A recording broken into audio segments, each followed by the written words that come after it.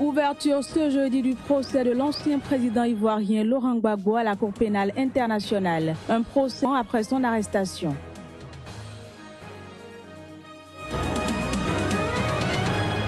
Annulation des élections législatives en Centrafrique. L'annonce a été faite par la Cour constitutionnelle ce lundi.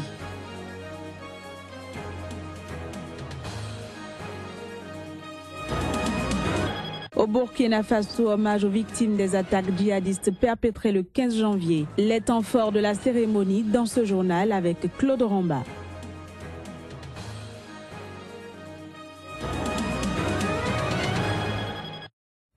Bienvenue à chacun et à tous.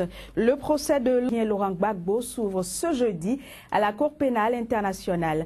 Un procès très attendu puisqu'il s'agit là du premier d'un ancien chef d'État devant ce tribunal. Reportage. 5 ans après son arrestation devant les caméras ivoiriennes, Laurent Gbagbo doit se présenter jeudi devant les juges de la Cour. L'ex-président est accusé d'avoir fomenté une campagne de violence afin de rester au pouvoir après l'élection perdue de novembre 2010. C'est la première fois qu'un ancien chef de l'État se retrouve face à la CPI. Ce procès-là a un rôle aussi éminemment pédagogique, aussi bien pour l'ensemble des chefs d'État africains qui s'accrochent ici et là au pouvoir. Et donc la lutte pour le pouvoir qui devient, je vais dire, l'occasion de décimer les populations et autres. Après 10 années au pouvoir, Laurent Gbagbo refuse en 2010 de céder sa place à l'actuel président de la Côte d'Ivoire, reconnu vainqueur par la communauté internationale. S'en suivront 5 mois de violence provoquant la mort de plus de 3000 personnes et l'intervention de la force française Licorne. À Abidjan, ils sont encore nombreux à panser leur plaie. Elle est 9 balles à l'abdomen. Rien fait et c'est un handicap. Il veut que M. Laurent Gbagbo, même s'ils vont les juger, moi, il veut qu'il me paye. Tout dégât qu'il m'a fait, moi, il veut qu'il assume ça. Un des proches de l'ancien président, Charles Blé Goudé, sera accusé. Les deux hommes doivent répondre de meurtre, viol, persécution et actes inhumains. Des accusations que la défense réfute d'avance. Laurent Gbagbo allant jusqu'à accuser la France d'avoir organisé un complot. Nous espérons que le mot dans ce procès et que la justice sera rendue de façon équitable, de façon impartiale. Le procès de Laurent Gbagbo et de Charles Blé Goudé devrait durer 3 à 4 ans. Les partisans du régime d'Alassane Ouattara, tout comme les fidèles de l'ancien président, attendaient ce procès plusieurs reprises. Un processus de justice crucial pour permettre à la Côte d'Ivoire de se réconcilier après une longue décennie de crise. En Centrafrique, la Cour constitutionnelle a annoncé lundi l'annulation du premier tour des législatives. De nombreuses irrégularités notées, mais elle a toutefois confirmé l'affrontement au second tour de la présidentielle d'Anissé Georges Dologuélé et Faustin Archange Touadéra. Plus de précisions avec le rapporteur général de l'Autorité nationale des élections. Il y avait de sérieuses anomalies quand même. Nous avons relevé plusieurs erreurs sur les bulletins de vote. Il y a des localités que nous n'avons pas pu atteindre à temps pour les législatives. Et le traitement des candidatures aux législatives nous a posé d'énormes problèmes. Et ensuite, le traitement des procès-verbaux pour le décompte des résultats. La Cour constitutionnelle, dans sa décision elle-même, a dit qu'en circonscription, les élections se sont bien passées, mais elle estimait que le taux, n'est-ce pas, était si bas qu'il était judicieux de reprendre toutes les élections législatives afin de garantir social. Cette décision, évidemment, aura un impact évidemment, sur ce calendrier. Dès aujourd'hui, nous allons nous réunir pour retravailler le calendrier en tenant compte, n'est-ce pas, de cette décision et les nouvelles dates vous seront communiquées. Reprendre tout le scrutin législatif a un impact financier, comme je l'ai dit. Nous travaillons déjà pour l'évaluer. Toujours est-il que nous nous étions préparés à organiser un second tour et des partiels. Du coup, nous allons juste réadapter notre organisation pour reprendre le premier tour des élections. Au Bénin, l'avocat au barreau de Cotonou, maître Paul Kato Atita, rompt le menace qui pèserait sur son client, le député Rachidi Gbadamassi, pour le choix politique opéré par ce dernier dans le cadre de la présidentielle. C'était à la faveur d'un point de presse dont voici un extrait. Avec la fièvre électorale qui a commencé, Et depuis que Rachidi Gbadamassi a fait l'option de ne pas soutenir de la mouvance présidentielle, mouvance à laquelle il appartenait, il se plaint des coups de fil.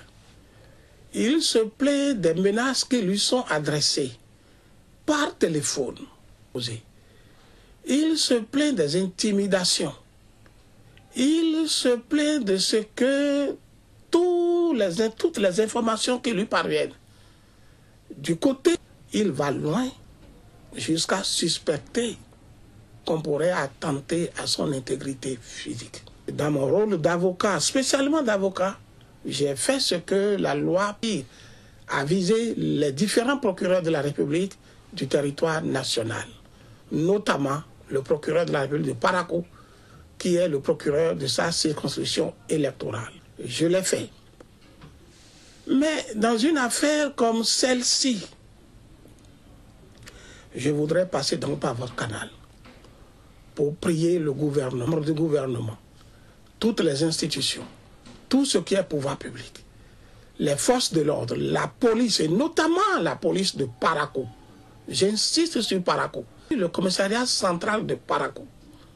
Ça, j'insiste beaucoup sur ça. Les forces de gendarmerie, les forces de l'armée de terre, pour que eux tous soient protection sur cet homme qui n'a commis aucune faute, qui n'a commis aucun crime, que de faire un choix, son choix. Les Burkinabés ont rendu hommage hier à des attaques djihadistes du 15 janvier dernier. À l'occasion, le président Roch-Marc Christian Kaboré a appelé ses compatriotes à ne céder à aucune pression en dépit de la grande retour sur cette cérémonie pleine d'émotions avec notre correspondant à Ouagadougou, Claude Romba. L'accès à la place de la Révolution était soumis à une fouille minutieuse. Un impression a été mis en place pour sécuriser les lieux. 10 jours après les attaques terroristes, le Burkina Faso rend hommage aux victimes du restaurant Cappuccino et de l'hôtel Splendide. 11 drapeaux de personnalités tombés sous les balles des djihadistes. Un à un, les noms des 32 victimes ont été cités, les photos exposées sur l'esplanade de la place de la Révolution, lieu symbolique de la résistance lors de l'insurrection de 2014 et du coup d'État manqué de 2015. Pour le représentant de la communauté musulmane, c'est un acte aux antipodes de la religion. Le chef de l'État, Roch-Marc Christian Kaboré, a eu occasion pour le président du Faso de condamner fermement ces attaques et d'inviter ses concitoyens à se mobiliser dans la guerre contre le terrorisme. C'est mal connaître le peuple qui n'a jamais marchandé son honneur depuis la nuit des temps et ne s'est jamais plié ni résigné devant ses ennemis. Plusieurs centaines de personnes se sont rassemblées à la place de la Révolution pour cet ultime hommage. Il y avait de l'émotion, mais également les amis de victimes refusent de céder à ce qu'ils qualifient de chantage odieux des djihadistes. Vraiment, ça fait mal, ça fait très mal, mais nous n'allons pas nous décourager. C'est eux qui auront peur de nous demain. Ceux qui ont fait ça, ce n'est pas des religieux. Parce que dans aucun écrit religieux, Dieu a dit d'aller tuer un être humain, lui-même sa propre, des enfants de ce même Burkina-là. Que tu sois musulman, chrétien, protestant, animiste, nous allons nous donner main dans la main pour vaincre ce phénomène.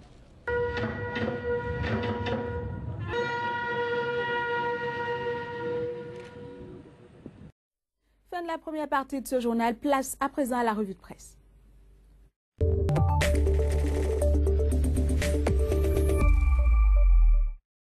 Avec moi dans ce studio, Kodjovia Metonou, bienvenue et bonjour. Bonjour. Alors, les Nigérians sont à moins d'un mois de leur présidentielle et les organisateurs mettent les bouchées doubles pour sa réussite. C'est bien cela, aussi bien les acteurs politiques que ceux chargés donc assurer la couverture médiatique de ces élections sont vraiment à pied d'œuvre pour que cela soit vraiment une réussite. Et Niger dans le web nous en parle et se demande pour compte faire campagne, lui qui est aujourd'hui détenu donc en prison, donc comme Amadou compte faire campagne malgré son incarcération. À Niamey, parler effectivement, atelier de sensibilisation du Conseil supérieur de la communication, vulgariser les textes de réglementant l'accès des partis politiques et aux médias autant publics que privés. Puis Actu Niger également parle cette fois de la sécurité puisque les élections s'appellent également à cette question de sécurité. Pour le terrorisme, le ministre de l'Intérieur du Niger accuse les autorités du Mali. Direction le Congo où après le référendum, Sassou Nguesso est candidat. Et Congo Page en parle d'ailleurs à sa une et écrit qu'au présidentiel 2016, Sassou remet quoi donc? C'est bien sûr à la réponse puisqu'il écrit ceci: Congo, Denis Sassou Nguesso investi candidat à la présidentielle. Et toutefois, les opposants veulent aller à ces élections et ils estiment que cela soit de façon transparente. Et c'est le Monde Afrique qui en parle. Congo, l'opposition attend une présidentielle tout à fait. On parle toujours de présidentielle, mais cette fois-ci au Bénin où les ralliements se poursuivent. En effet, les différents candidats affûtent leurs armes pour la victoire finale. C'est bien cela. Et Actu Express, le journal de Médéric François Gongo qui titre « Reconnaissance des mérites d'un présidentiel Yayi » sous le charme de Pascal, du projet de société de Pascal Irénée Koupaki Kokoriko, le gratuit. Et c'est cette fois-ci avec Badamassi qui donne de l'insomnie au Foscori pour un Bénin émergent.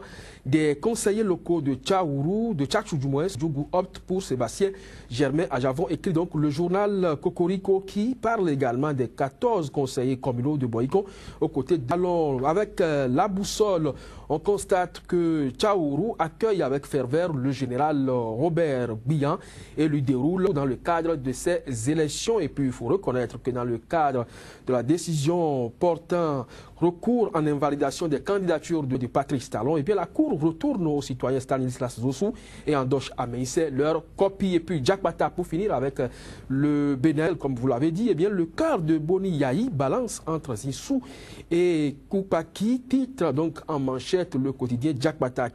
Tournée du général Robert Bihan dans le département du centre Bénin plutôt, pour dire ceci: ciao à GGR, entendez Robert Bihan. Et je vous remercie pour toutes ces informations. C'est plutôt moi. Mesdames, Messieurs, vous l'avez compris, ce sera tout pour ce jour suivi. On se dit à très bientôt.